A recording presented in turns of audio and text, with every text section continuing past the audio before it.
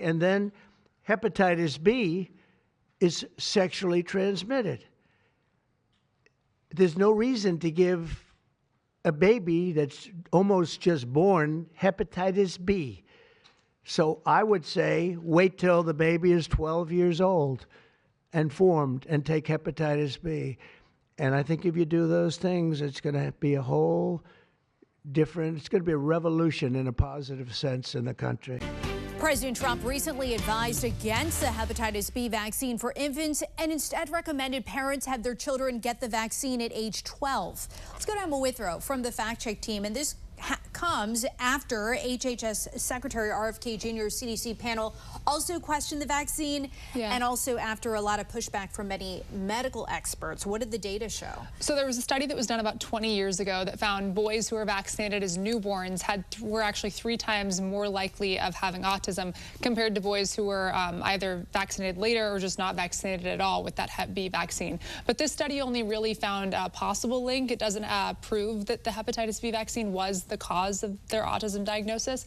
Bigger, more reliable studies from groups like the CDC, who have looked at these different types of questions more closely, they actually found no evidence that vaccines, including Hep B, do cause autism. And when we look at transmission, what are the most common ways that doctors see that it spreads? So it sounds like hepatitis B is transmitted through blood and bodily fluids. So unless a child's born with it, the main ways they get it are through sexual contact, sharing needles, like in terms of drug use, accidental needle sticks, whether it be in a healthcare setting or whatnot, really just all of those types of things. That's all according to the Mayo Clinic. All right, so and there's numerous ways, some you might not have thought of, that this can spread. Now, injection drug use is the second biggest cause. As far as household or other casual contact, it's a lot less common, but health experts from the CDC say it still can happen. It is possible. And there is a critical timeline for newborns to develop their immune system. So what's the current CDC guidance for when the newborn should get vaccinated? So the CDC recommends that all newborns in the U.S. get the hepatitis B vaccine right after they're born. So we're talking like within 24 hours after birth. And then after that, the baby completes the full vaccine series over the first 6 months. So it's very, very soon. President Trump now strongly urging that pregnant women stop using Tylenol, insisting that it can be linked to an increased risk of autism in children. Don't take Tylenol. There's no downside. Don't take it. You'll be uncomfortable. It won't be as easy, maybe. But if you can't tough it out, if you can't do it, that's what you're going to have to do. You'll take a Tylenol.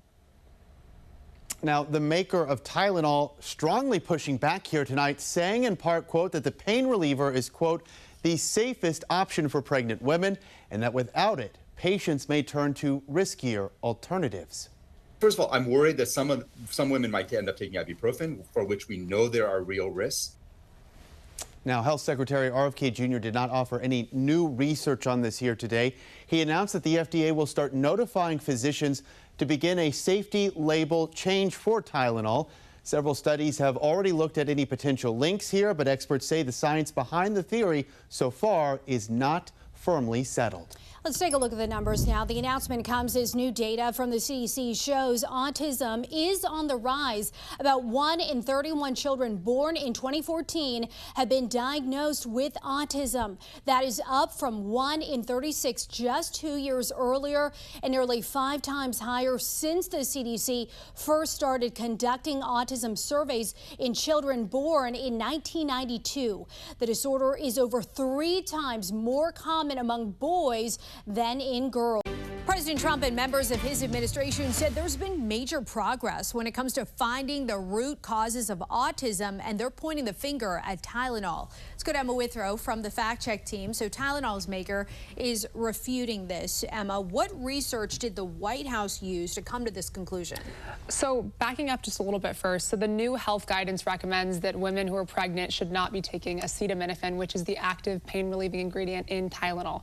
So the White House cited a number of research research studies from the Nurses' Health Study, the Boston Birth Cohort, and also Johns Hopkins. But then at the same time, the FDA released a statement that said, quote, a casual relationship has not been established between Tylenol and autism. So a lot of mixed opinions here. So break down some of the findings of those studies and how they were able to come to that conclusion.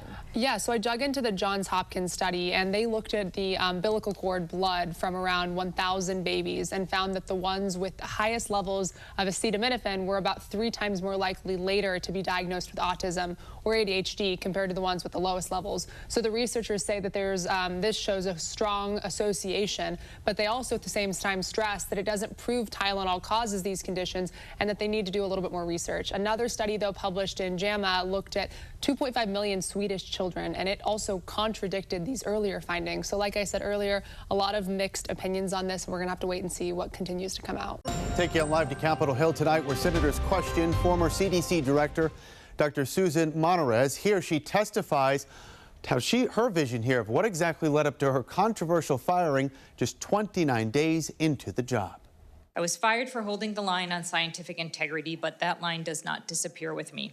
It now runs through every parent deciding whether to vaccinate a child, every physician counseling a patient, and every American who demands accountability. Monterez added she told Health Secretary RFK Jr. she would not pre-approve vaccine recommendations without reviewing scientific evidence first, and that she would not agree to fire without cause career officials who oversaw those vaccine policies.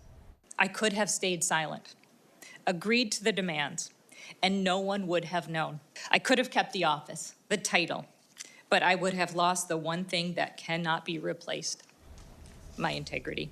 Now, some Republican senators raised concerns about RFK Jr.'s management, while others expressed confidence in his leadership.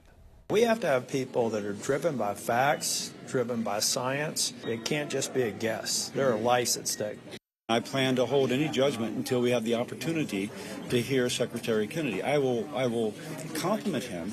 He has echoed President Trump's call for radical transparency. Now, the Department of Health and Human Services, the agency itself, has so far not commented on the former CDC director's claims.